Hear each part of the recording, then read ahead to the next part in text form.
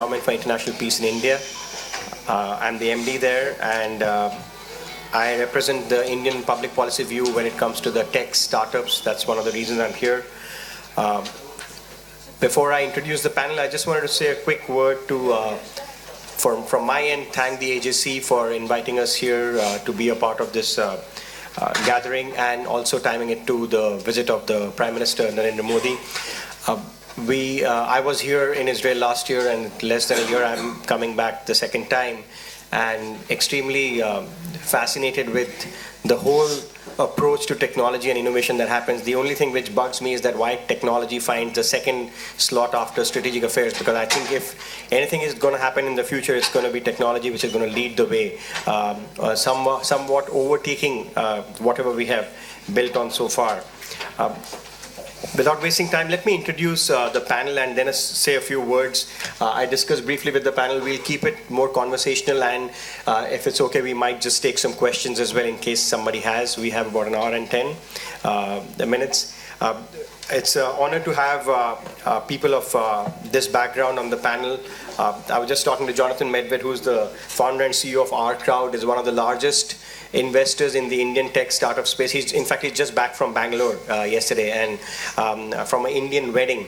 So he's just come back experiencing Indian tradition and Indian food, good Indian food. So thanks so much, Jonathan. I'll let you talk about your ventures into India and how you see the Indian technology startup space pan out. Next to him is a man from an Indian point of view, does not need an introduction. He's been extremely active in ensuring that wherever the Prime Minister of India goes, he's able to connect and engage with the Indian diaspora.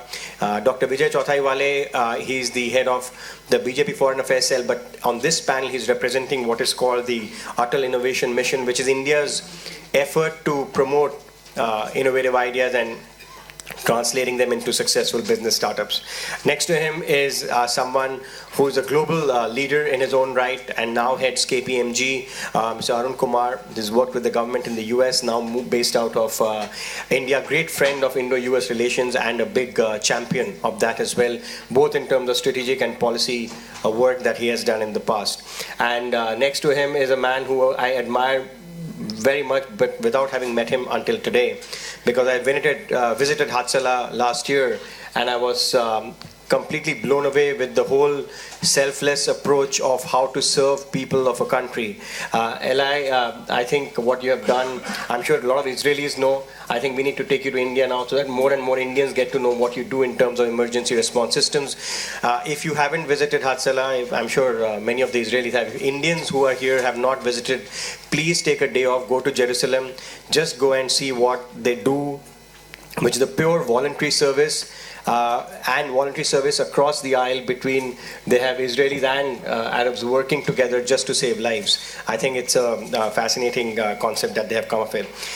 We are here to talk about Israeli success as a startup nation, skilled labor and emergency management hub. I'll just make a few points. So one, from a Carnegie point of view, in India, what we have seen in the last few years is that thanks to Prime Minister Narendra Modi and his approach to embracing modern technology tools, everybody has got a little excited about how technology works, especially the political establishment, which never was the case. For the first time, we have seen that the distance between Bangalore and Delhi is actually reducing. It used to be a huge gap, and that's why a lot of people say Bangalore succeeded, because the government never messed with it. But now, I think there is a need for greater cooperation, because when a government embraces technology as its critical strategic tool, a lot of things can change, and Israel is a good example of that, and I'll come to that in a second. We hosted a very successful global technology summit last year in Bangalore, and Dr. Chauthaiwale was a part of it, where we realized, and incidentally, Israel was the partner country, and Minister Ophir Akunis was the chief keynote speaker, and he is your Minister of Science and Technology, and he gave us a few ideas about how we can take this forward, and less than a year, we are sitting here talking about technology startups and how India and Israel can cooperate better. I'm a firm believer that, as you guys say in technology, what takes 25 years, the next 5 years could collapse all that and we could advance much more. in my assessment, in the work that we have done, the next 5 years could be a game changer for India and Israel when it comes to tech startups, tech cooperation, innovation. We don't have to wait for another 25 years for it to be taken to the next level, and I'll leave it to the panel to comment on that as well. Dr. Singh and other panelists before this spoke about Startup India and Startup Nation as a good fit. I think there's a huge opportunity there. We are seeing issues which are being raised when startups are coming into India and working on public policy aspects, which is a good, healthy conflict to have, because we feel resolution will lead to greater results as we go forward. In the very famous book, which is now seen as the holy book for any startups in India, and many of the angel investors who are also here, I'm told, Startup Nation, one of the quotes said that sometimes a sense of desperation is better than a sense of hope. And I think thanks to India and Israel's work together, there is a good sense of desperation in India to succeed.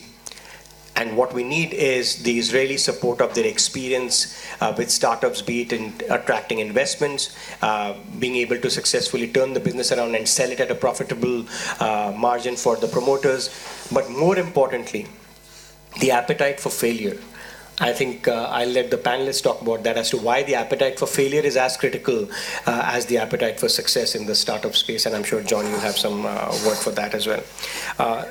Lastly, in our experience, a lot of people think tech startups mean that we have to solve issues of everyday use, which is service-oriented, getting your food faster, getting your cab faster, getting your daily chores done faster.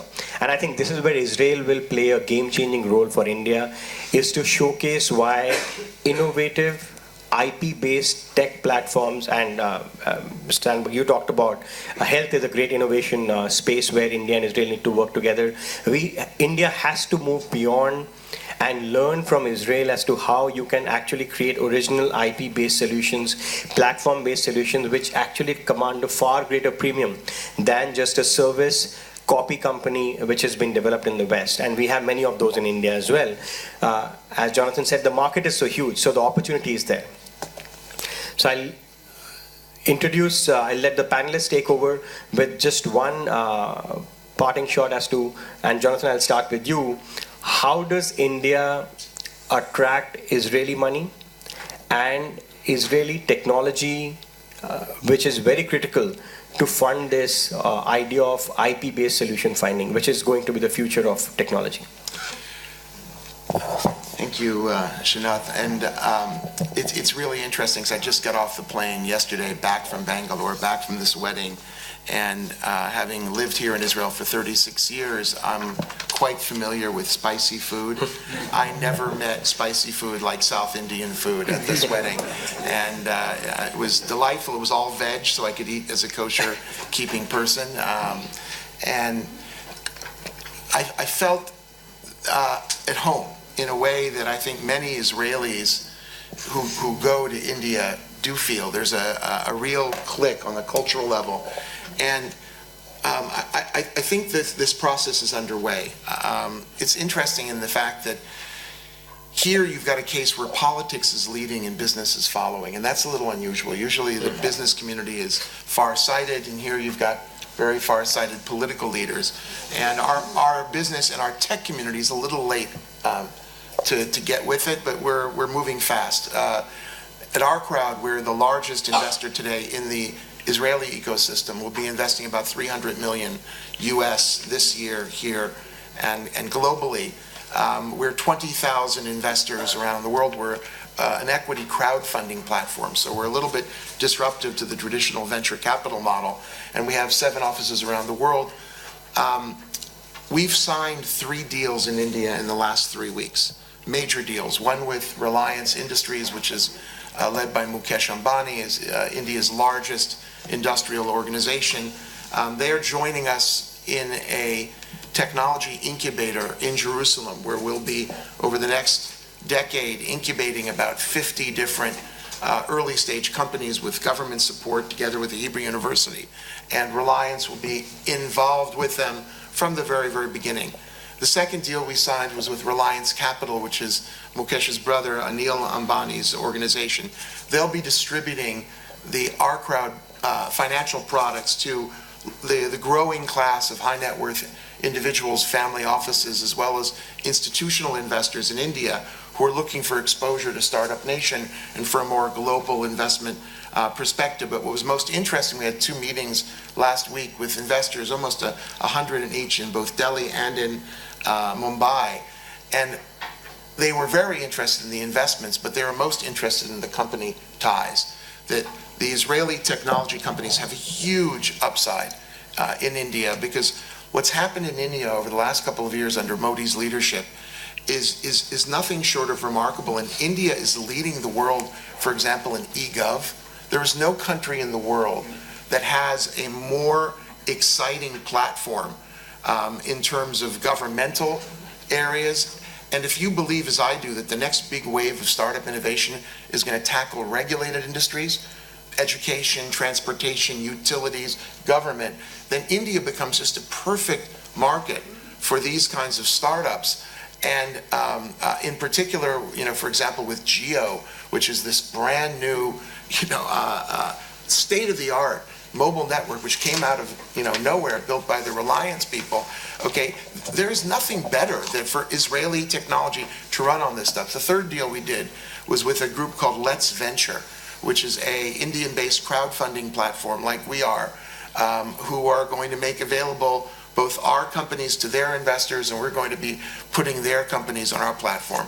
We've already made our first investment in India, $6 million in a company called Zoomcar, which is a very exciting company. We're co-invested there with Ford Motor Company and with Sequoia Capital.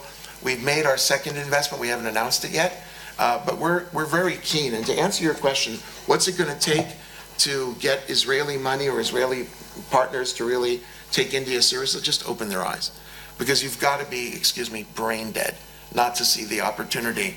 And Israelis generally aren't brain dead. Okay, the problem is their eyes are closed, or their eyes are blinded by the China opportunity, and they just don't have the bandwidth, right? Israeli tech has been obsessively focused, as it should be, on Silicon Valley, on financial markets in New York, and now, increasingly China. And so to get room on the dance card is a little tough, but I think it's going to happen.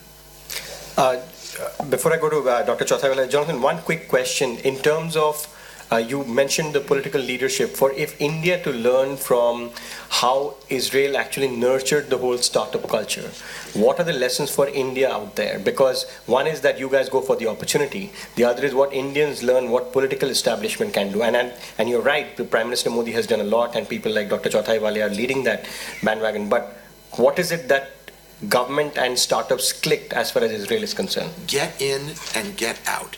Okay, in other words, where the government does well is to find places where intervention and activity can change reality. So, for example, in this country, in the early 90s, there was an understanding that we had a startup culture ready to blossom, but there was no capital. So the government set up the Yozma program, put together $100 million of matching funding, helped lure a bunch of groups to set up the original cadre of Israeli venture capital funds, and then as soon as it got set up, privatized the whole thing, got the hell out of it.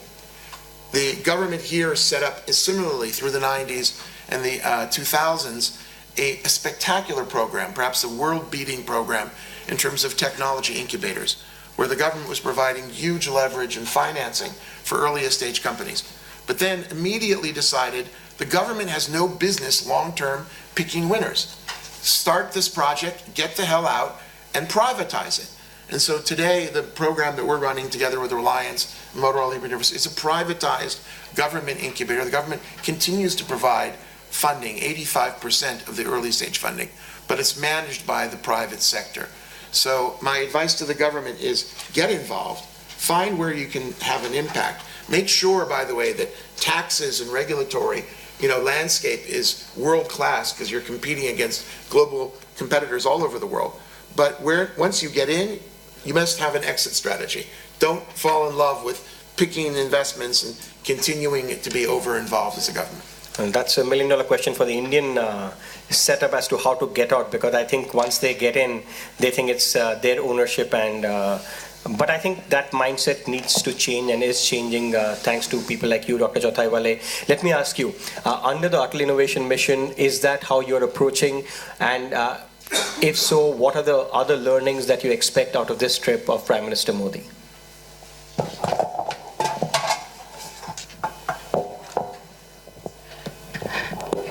Thank you, Shivnath, and thank you, Nissim and Dr. Barai, who is yet to arrive, for inviting me here. I wear two hats. One is definitely a political one, but other also is that I myself, being a scientist for a long period of time in the high-end innovation, I am a part of this Atal Innovation Mission, which is an initiative of our government.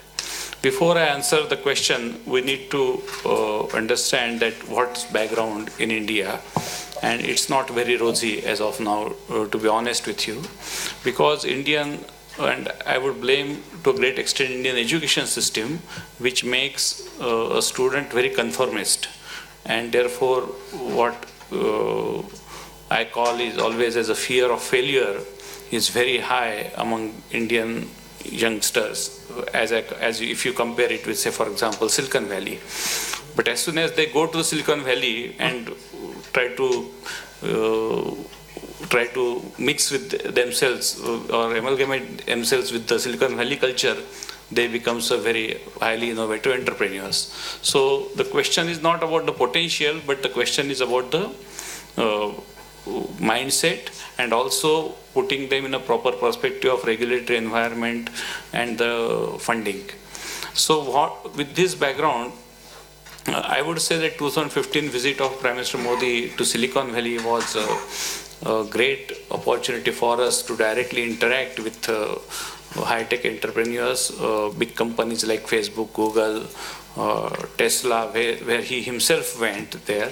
And also we had a small startup initiative, conclave, in parallel to his visit, where we took around 45 Indian startups to Silicon Valley and allow them to have networking with the startup and VC community in Silicon Valley. A lot of suggestions have come from that interactions, and that has resulted into announcement of Startup Action Plan in 2016 by Prime Minister Modi. It has released so many constraints, regulatory constraints, and bureaucratic constraints, which were actually hindering the opening of startup, and more than that, even the closure of startups if the venture is not going the way it was supposed to go. Because in India, typically opening of a company is a relatively easier process, but closing anything is extremely difficult and it can take ages. And there were many such hurdles. And I always give one example, and I put it so many times in front of various people within government and outside government, and so I cannot resist temptation. For example, the taxation. There was a company close to Delhi. They were working on a drug discovery. I also come from the same background, so I was following that company very closely. And they were working on a very high-end cancer therapy. After a lot of efforts, when they were about to strike a deal, the potential partner asked them to do a one step ahead, and subject to that, they were prepared to sign a deal. The capital required to go that step was not very big, but they couldn't get that capital either in the private sector or not government funding. So in India also there is, as you know, there is a parallel economy of a grey market. So they went to the grey market, paid a very high interest rate because they were confident about themselves, put their own houses as a mortgage, and achieved that step. And they got an upfront of 35 million US in the deal. Very good success story, but as soon as the cash was encashed in the bank, they had to pay 30% capital gains. So government was not there when the innovators wanted it the most, but government was very quick to encash the benefit in terms of taxes. So what this action plan did is it made a lot of such changes. For example, in this particular case, if the IP is generated by the Indian-owned company, then the capital gains on the IP encashment is just 10%. So there are so many such small things we have added in order to address the labor laws, environmental safety laws, and so many things which were actually hindering the process of startup. And I am not saying that we are perfect. We have a long way to go, but definitely there are some good steps and very solid steps in the direction to inculcate and nurture the innovation ecosystem. That's in general. What Atal Innovation Mission is doing in all this sphere, I fully agree with my previous speaker, Mr. Jonathan, that government has no business to run the startups. They have a business to have a correct ecosystem and also to inculcate the culture of innovation. So, and we feel that the need should be right from the schools. So in our first step, what we have done at Innovation Mission is that we have funded 500 schools so that they can start, the students at the age of 11, 12, 13 years, they can start with the hands and do something in the laboratories, because the infrastructure is not very good in all the schools, especially the public funded schools. So first lot of 500 schools have been already funded. The second lot of another 1,000 schools will be funded by the end of 2017. So all over India we will have around 1,500 schools, which we call it the tinkering labs. They will get a small fund to do some scientific experiments. Then at the level of incubators, we will be setting up around 100 incubators. But again, we will be funding them where there is an established either educational institute or a professional institute or a private company is willing to take a mentorship of that.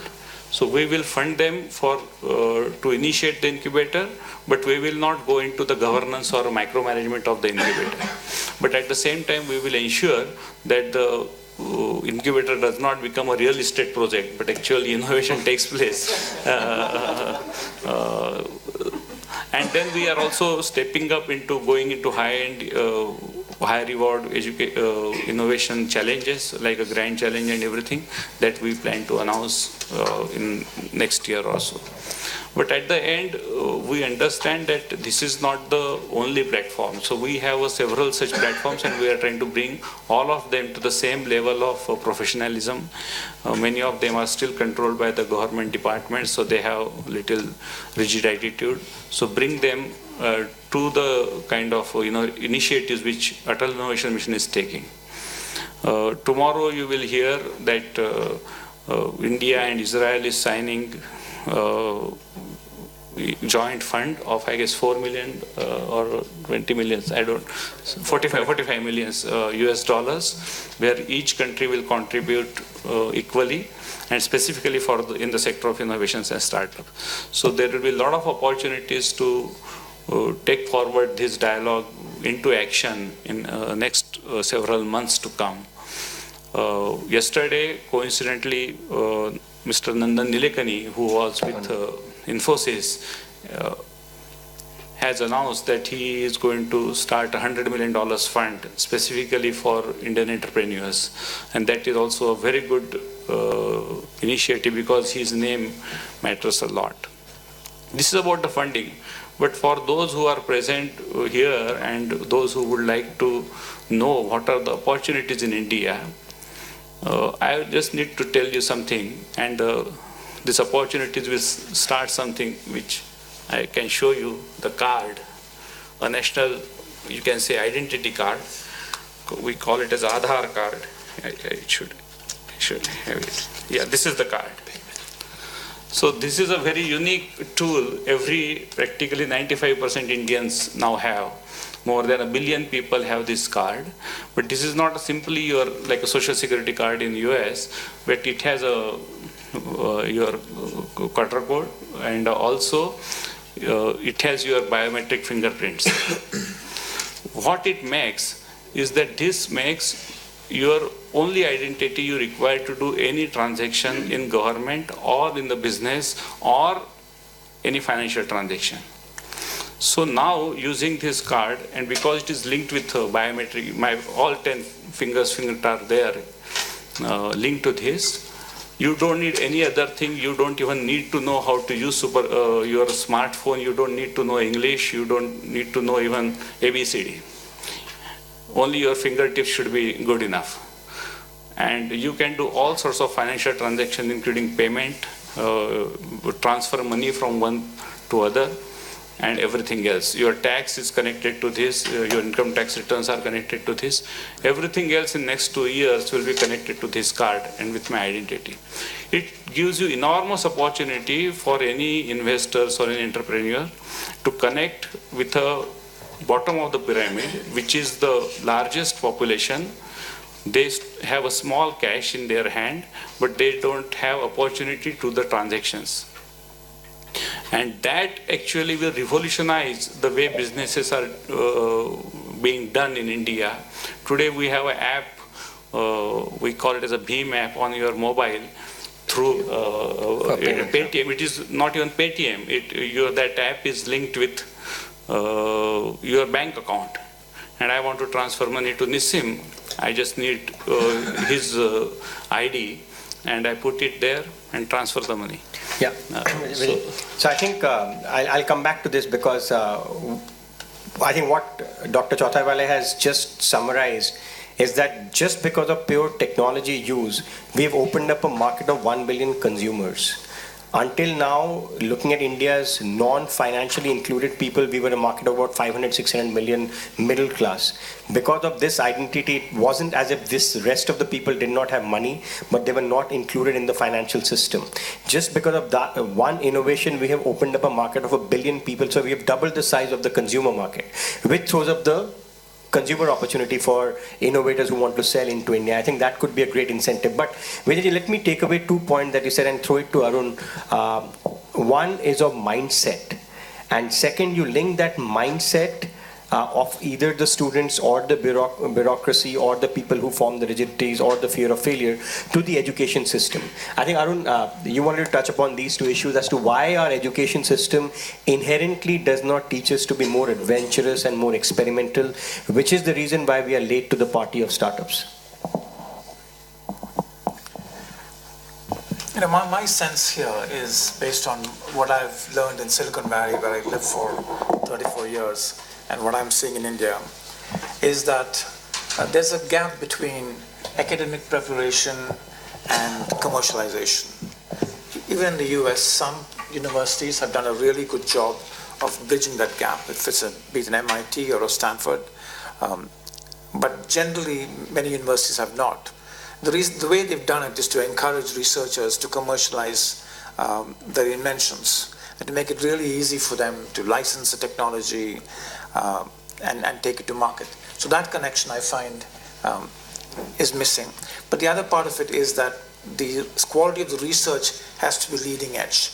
I'm not sure that we see similar leading edge research in India. When it gets there, then I think we will see the connections. There are some good examples, by the way. There are examples of some CSIR labs that have created innovative products that have gone to market. But for the large mass of India and the large cohort of scientists, I don't think we've seen enough. So clearly the education system and how we make that connection between research and commercialization is a really important aspect. I actually feel that this is an area where maybe we should think of some innovative approaches. For example, can we get more Indian students to come and attend Israeli public universities? Is there a way for Indian students to get, say, state tuition levels to come and work and study in Israel? I think that would be tremendously impactful in many ways. I also feel that maybe there's an approach where we might want to connect incubators here and incubators in India. Those connections can also help to, certainly for Indian incubators, to see how quickly Israel is able to, companies are able to commercialize products. So I feel these are some of the areas. There could also be some data support. Can we create some cluster maps that show the skills and resources that exist here with similar resources in India? For example, can we connect Israel to, say, Gujarat or Andhra Pradesh or Hyderabad where, we have similar groups. We've got people who work on cyber, on biotech, etc. And how data analytics, how can we create this through a cluster map so that both sides can go to a map, see how these connections are made, see who the connects are. So I feel that's an important area where we can actually take some steps forward. On the mindset, failure mindset, I think that was mentioned a couple of times. That's true. There's a cultural stigma, but we must recognize a very big step that the government has taken, the Modi government has taken, which is the bankruptcy law in India. For the first time, we have a bankruptcy law which allows you to exit.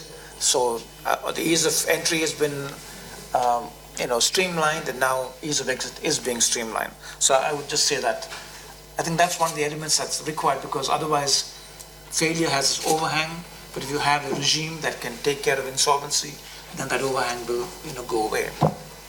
Right. Thanks so much, Arun. And I think two of the three things that you talked about in terms of the bankruptcy law, but more importantly, if we can get Indian students to come attend Israeli universities, that will be really, that could really be a game changer, because the whole mindset approach could change based on that. And vice versa, if we can have exchange programs where Israeli professors can teach courses in Indian universities at high-end technology. Yeah, you want to just add one more point, Sure. Which Dr. Chauthaiwale mentioned. He mentioned this fund with $40 million from each side. Now, this I think is very significant. Now, I worked in the U.S. government for 3 years in the Department of Commerce, and I could see that over the years how the BIRD Foundation, the Binational Industrial Research and Development Foundation set up between the U.S. government and the Israeli government, with each contributing, I think, about $50 million each. But this foundation funded so many research projects within large and small companies. It was very, very impactful. So I really applaud the Indian and Israeli governments for setting up a similar structure for the US-India corridor. Israeli-India corridor. Thanks so much. Thanks so much, Arun. And I'll come back to a couple of those points in a bit. But let me ask Eli to give his perspective, because the idea is not just to learn from a startup nation the idea of making money. It's also about how to integrate your larger approach to technology to serve a country of 1 billion people when it comes to India. And I think in the previous sessions we heard an interesting approach to a strategic shift that is happening in Indo-Israel policies, that to admit that there is a common enemy, which is terror, and which links to a larger issue of the victims, the kind of people who are target.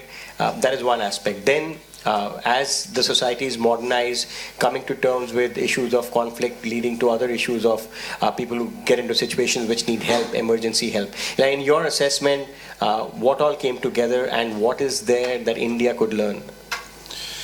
Well, good morning. Well, I come from a complete different area that you all are, and which I'm really excited about the connection here. I grew up in Israel. I was born and raised here, but I decided on the age of 15 to go actually save lives in an ambulance. And I realized after almost 2 years volunteering in an ambulance that it's very, very hard to save lives inside an ambulance. So I wanted to do a change, because my real focus was how to save lives when it comes to the day-to-day thing, not terrorism, but someone choking, heart attacks, car accidents. How could you get to someone and save his life? And being in an ambulance for 2 years, and then experiencing a 7-year-old boy who choked from a hot dog, and it took us 21 minutes to get to this little boy, and unfortunately this boy died just waiting for us, I felt that there is a different approach to do things. And I got together a bunch of my friends, and I said, we all know how to save lives, but when an ambulance is called, we should know about it and run there till the ambulance arrives. We should be there and respond to the emergency call. The problem, and this is something very unique to Israel, I came to offer my innovation to the ambulance services here in Israel, and I said, listen, you guys, when you get a call, it takes you an average 15, 20 minutes to get to the emergency because of the distance and everything. I could shorten it to 90 seconds. I could put people in the community responding to calls, basically like Uber. If you think about Uber today, hundreds of Uber cars everywhere, getting a call about someone getting a ride. I could do this I'm talking about 27 years ago without technology, but I could actually disperse people all around, and if something happens, they will run, perform CPR, do whatever it's needed to make sure these people are safe, but not only people are safe, but also save damage, brain damage and everything. Well, in Israel, people are very tough here when it comes to coming into their turf, and they said, no, we're not interested. We're doing all right. We don't need your help. We could actually manage ourselves. And they didn't want to share the emergency calls with us, which is the only thing we wanted. We wanted them to share the calls. So we decided to use a very special, unique technique that we use in Israel. It's called chutzpah. I don't know if you know that. I don't know how to say that in you know what chutzpah is? How do you explain chutzpah? Chutzpah. Cheek. Okay, chutzpah, Yeah. So I said, if they don't want to share the calls with us, we will get it without them. And we actually bought police scanners and we tapped into their emergency calls.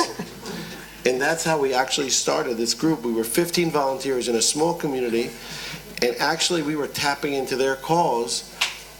I wouldn't say it's illegal, but it's in the gray area. But we were young and we weren't worried about it because we knew this is the only way to save lives. And that same day, I saved a 70-year-old man when I heard on the walkie-talkie that they're sending an ambulance from very far away. He was hurt by a car accident and he was bleeding terribly, and I got there and I was able to stop his bleeding and I saved his life. And that's how I started with 15 volunteers. Today we have 3,500 volunteers all over Israel. We use motorcycles that we give volunteers. We actually change it from motorcycles to ambucycles. It's an ambulance on two wheels. We give the volunteers, they're all volunteers, no one gets paid. They go to work, one guy works in a fish store, the other person is a lawyer, the other guy is a banker. They get an ambucycle, they have their own personal car, they have all the medical equipment, a defibrillator and everything else. So we have 3,500 ambulances all over Israel. And if something happens, we developed an app that could locate the closest 5 volunteers within 3 seconds. So you could be in the middle of work, working for the Prime Minister of India here in Israel, and you're a volunteer of ours, and you're an EMT, you know what to do, you're trained and everything. Someone is choking in the building next door. Instead of waiting for an ambulance for 10, 15 minutes, you're right there. And you would run out of the Indian embassy to the next door neighbor and save the child's life. So we treated 2.5 million people since we started. And now we have a response time nationwide in Israel under 3 minutes. In Jerusalem, we have a 90-second response time, because we have 500 volunteers in Jerusalem. A lot of them are ultra-Orthodox volunteers who don't do the army. And we did something interesting. We took ultra-Orthodox people and we made them do the army service in Hatzalah, so they could be trainers, they could do dispatching. So it really made a social innovation in Israel. Now we're going worldwide, and the connection with India is, I look at India as something, it's a fascinating country. I've been there once, but I learned a lot about it. The culture in India is very, very similar to the culture in Israel. A lot of chutzpah. And in India, we also call it jugaad. What you found was jugaad, yeah. So I met a guy in one of my lectures I gave a TED talk, and he heard my talk, and he said, I want to do this in India. I have an ambulance company in India. I want to do this in India. And he said, I never saved a life. I have an ambulance company in India, but we never saved anyone. We transport people. Must be a tax-saving opportunity for him. He told me, he really said, I want to do something in this thing. And in the state of Punjab, if I'm pronouncing it right, this guy, Shafi Maher, who you met, came ahead and he came to us for 3 days with his whole team, and he learned about this. And my dream really is to have a worldwide organization of volunteers only, a social innovation, non-for-profit, who will respond to emergencies in 90 seconds in India and Israel and China and America and everywhere. And we have it in 20 countries already. India is really, with your help, I would love to go spread this out in India. I think, that was my question. So I was just going to come to that. And I mean, a lot of people will want to know, how is it going on again and again, and how come no venture capitalist has said, make it into a profitable venture and sell it to me? So how do you fund it, and what is the sustenance model? Because I think that's also a good solution that we need to learn as to how social innovation can be self-sustainable and self-funded. Well, in his program he did emergency in Punjab, he actually he has a model that he learned from us, the basic, but he had to adjust it to India. And there, the people pay very little for the service. So if someone, let's say, is ill and needs a service right away, life-saving, so he has hundreds of nurses and doctors who joined it, like Uber, they get to the emergency immediately, they pay very, very little. The volunteer, it's not really a full volunteer, but he gets a little out of it, the company gets a little out of it, but the nice part about it, which is I really thought this is very, very crucial for the program, is that anytime they have an accident in the street, anything in the street, these volunteers have to go for free. And they have to respond. If they can't respond in the street for free, in the field for free, they can be responders to people's homes. So it's like a nice win-win situation. If you want to be part of this network, if they have an accident, instead of the people laying down, and you guys saw this in India, I'm sure, many times, accidents happen there so many times. People die there waiting for help. Nurses and doctors are responding now in the city, in the state, to help people for free on the roads. But if someone needs help at home, they'll pay very little. And that's a nice way of holding it. How do we keep this going? We have a budget about, I would say, $15 million to cover the whole country here in Israel. 100% of it comes from philanthropy. We have many Jews around the world who support us. And we have a board of directors who give money from themselves and support and get others. And we also have companies in Israel who support us because they love the work we do, and they get their workers to volunteer with us. And they say, like Amdocs here in Israel, it's a big high-tech company, Amdocs. They say, we want 100 volunteers, 100 workers of ours to volunteer, but you will pay for all the training and all the equipment. We want them to support life-saving work in the company, but also when they go home. And it's a win-win situation for everyone. I think you're creating good social capital, and I'll throw one quick question based on your comments, both to Arun and Dr. Chauthaiwale. Arun, first to you. The whole approach needed more than jugaad or chutzpah, as he said. What is it that, based now that you're heading one of the largest firms out of India, what comes out of it? What do you learn when you listen to Eli's story? Where can we embrace it? Where can we implement it in India? I mean, of course, in the sector, yes, but in terms of mindset. No, first of all, just to let you know that Eli mentioned this entrepreneur who heard him speak at TED Talks and convert that into an idea. I actually happen to know him, and I know how he's tried to take that idea. His company is called Urgency, around the world. I will tell you that the entrepreneurial energy in India is tremendous. In my job in the U.S. Department of Commerce, I had a global responsibility. And I saw a number of economies around the world, and I had no doubt in my mind that India was one of the most dynamic. And so I'm really delighted to be back in India doing that. So I think the entrepreneurship is very much there. I'm seeing that a number of states is good political leadership. So if you look at, you can just look at India and see which are the states where the chief ministers are leading the way. This is Prime Minister Modi's leading the way with his commercial diplomacy. The state chief ministers doing similar commercial diplomacy internally and externally. So I think the change I see will come from good political leadership that makes things happen. And Jonathan actually mentioned this when he talked about how you're seeing politics leading business, which is usually not the case. But I'm seeing in a number of places in India, energy is coming from leadership in various states. The bureaucracy is very happy to follow a good political leadership. So I'm a big optimist in terms of change we see. So it won't be uniform. So I go back to the same point. Next 5 years is going to be the game changer. We don't have to wait for another 25 for India, Israel to tango. Vijay, one quick thing. What Eli's example shows us is that disruption can benefit any sector. It doesn't need to be tech service where money is to be made, but also sectors where you can offer help, offer services which can actually end up saving lives. How is your government seeing this? I think one of the critical challenge in India is to reach the needy, especially in the remote area, what we can call it as a point of service. And the mobile technologies combined with the vernacular languages, because as you know, India has several languages and not every very small population, even though very influential, knows English. So combination of these two is going to be the game changer in India. And a lot of companies are working in that direction, especially the medical devices companies now are coming up with the devices which can be operated by a primary healthcare provider, not a medical doctor. And they will be diagnosing some basic parameters like blood pressure, hemoglobin, whether you have high sugar, etc. In a portable device, and it will be linked with the mobile so that the data can go to a doctor who is sitting some hundreds of miles away, and he will prescribe the medication from there.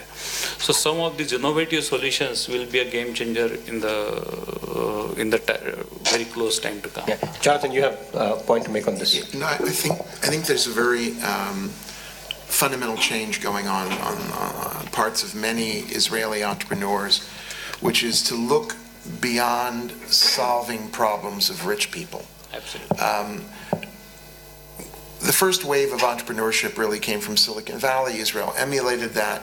And if you've been to Menlo Park, or you've been to Palo Alto or Atherton or these wonderful places, I mean, you're stuck in a house of mirrors where everybody's rich and everybody's happy and it's just wonderful. And it's not easy to realize that hundreds of millions of people don't have a toilet, or that don't have access to clean water, or don't have any real reliable irrigation for their crops. And I think that in Israel there's a real drive, whether it's because of our tradition of tikkun olam, of trying to fix the world, or because many of our people have been to India and have seen that, and have been to other developing parts of the world, and people are trying to solve these problems now. And so if you look at my portfolio, we have 120 companies. We have companies who are creating new malaria testers for India that give you absolute accuracy, very low cost, being distributed in the bush. That's a company called Site Diagnostics, they're working with Becton Dickinson. We have a company called Zebra Medical who are using machine learning to read radiological images, because there's a huge lack, not just of the equipment, but when you have the equipment of trained radiologists. So you can use machines to do that. And they're looking very seriously at the Indian market. We have companies like BT9 who are building solutions for the cold chain. I was talking, to people just about how India lacks a cold chain to be able to keep, meats and cheeses and whatnot. We have companies like Centaur who are working on post-harvest spoilage. Everyone works on how do you improve yields. But I think the biggest problem in India is storage. And, you end up using enormous amounts of harmful chemicals to kill bugs. And there are all kinds of ways you can use IoT to do that. I think that India in particular needs to be aware and leading the world in the next generation of customer service. It's been such a big boon for the industry, for call centers and business process outsourcing.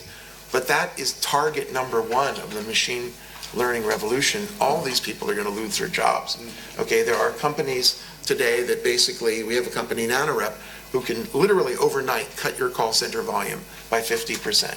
And if India does not take advantage of these kinds of technologies, just as things are starting to get going, some of the the existing industries are going to get hit by this wave of robotics and whatnot. So I think that Israel's emergence now as a leader in multiple technologies. It used to be that people looked at this country and said, okay, we're really good at cybersecurity and homeland security, we're the defense ties, that's enough.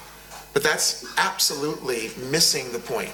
Today, Israel leads the world in next generation autonomous vehicle technology. Absolutely, 400 startups in the country. Intel spending $15 billion, 10% of their market cap on Mobileye. We should be cooperating there. Israel leading the world in drone technology. About 60% of the non-captive market worldwide for military drones are already Israeli. In the industrial area, we're going to dominate. In terms of machine learning, neck and neck, with the U.S. in terms of robotics, medical devices, digital health in particular, because Israel has 20 years of experience, not just in wonderful projects like Hatzalah, but Israel has, believe it or not, one of the largest digital health systems in the world. Kupat Cholim Klalit has 4.5 million patient records which are digitized. It's the second largest in the world, and that provides huge amounts of data which you can then work your machine learning things. So I think that to the extent we can intersect on a broad range of technologies, we can move this forward aggressively, solving problems beyond just rich people's. One quick takeaway from this conversation I wanted to lean on both Jonathan and Arun and Vijay. The whole idea that Israel is advancing so fast in technology that you might end up having a shortage of skilled labor. Oh, we have it. We So have do you that. see, because India is a billion people country, do you see that opportunity for Indian tech Send talent? us your IIT graduates now, please. Okay, now. And if you don't know where to send them, just take my card and send them to me. No, we have a huge shortage here. I mean, we're short about 10,000 engineers at the moment, and that's going up through the roof. So the beauty of this relationship is not only does India have this wonderful market and this Aadhaar card and so much advances which we should be working with, but India has scale. We're a tiny little ridiculous country, okay? We're barely 9 million people, okay? Yet we punch way out of our weight class, and when we work together with economies of scale like India, especially where the cultures mix and now there's this geopolitical cover. I mean, it's just, our Israeli entrepreneurs need to wake up and to take the Indian market seriously and to add it to their dance card and say, okay, yeah, we're doing the Silicon Valley and we're doing China and we're even going to stop off in Europe now and then, okay? But we've got to be in India, okay? Very quickly, I need to wrap this up. 10 seconds each. Dr. Chauthaiwale, you see, I mean, you can impress upon with the Prime Minister to look at this seriously, encouraging Indian tech service providers to come to Israel and spend some time. Would that be one of the key takeaways? I think we need to go beyond the traditional talks of defense and security and cyber security, etc. And if you see even today's joint blog with Prime Minister Modi and Mr. Netanyahu, which has been published today, they are emphasizing on agri-tech, they are emphasizing water conservation, they are emphasizing innovation. So I guess these are the areas where the future next level of relationship will build. Arun, how do you see this, the next 5 years? Do you think the 5 years will achieve what 25 years have? No, I think that, Jonathan mentioned that Israel is a small country, but it's a country that can be catalytic. You don't have to have mass. So I feel that there's a lot that India can learn from Israel. I think Dr. Chauthaiwale mentioned many of the areas. And if we can do it right, if we can really focus on this Israel-India corridor and put the right pieces together, it can be very impactful. Truly historic moment. And Eli, I'll leave the last word with you. What is your outlook on the way India-Israel relationship is panning out, especially in the whole tech, health, and emergency space? Well, when I started this, I just wanted to solve a problem in my community, and it just spread around the country and made a revolution in life-saving in Israel. And we're working, Anissim and I are working with you guys, with the AJC, for a while already, how to build a platform, how to bring the Israeli innovation, social innovation to India. Not only, all the stuff that you guys are doing in John Medved is doing in his space, but so many great things are happening in Israel, like us, like United Hatzalah, which Jews and Arabs are fighting together to save other people's lives, which is, it's mind-boggling if you think about it. But Arabs and Jews are fighting together for other people's lives every single day because they found something in common. And they're literally, it changes our lives. We help so many people, 1,000 people a day here in Israel, and it's happening in other places around the world. And I think India, and the fact that you guys now are supporting us to go to India, we're going to send a team to India to teach our method. And I feel sometimes, I tell my wife, I feel like I'm Jesus. Because really, I tell my wife, Kitty, I started volunteering when I was 15, and so many other people, thousands others joined me to volunteer, and my wife joined me now, my daughters, I have 5 kids, 3 of them are volunteers already. And I say, you know what, I should have started a religion. And maybe it wouldn't have spread as fast as Hatzalah had, but I think this is a great religion to start, a religion of Tikkun Olam, and this could happen tremendously with us, all of us. And actually, the funny part is my father was in India 70 years ago as a visitor, as a guest of the Sassoon family, 70 years ago. And I remember my father's stories about India 70 years ago. And they actually offered him to stay there but he had to go back to America. And this is like a circle, a close, how do you say, Magal Sagu? Yeah. The closing The is clothing of circle. So I really would love this connection and to work hard to do this. Well, on that note, I must thank all of you and thank AJC for doing this. And if nobody has extended an invitation to India to all of you yet, we invite you to come to India and your experience will be as good as Jonathan and Eli's. Thank you so much. Okay, and the next panel starts right away, so no bio break, so I think we have to keep sitting. I think Vijay ji, you have to keep sitting here. It's great.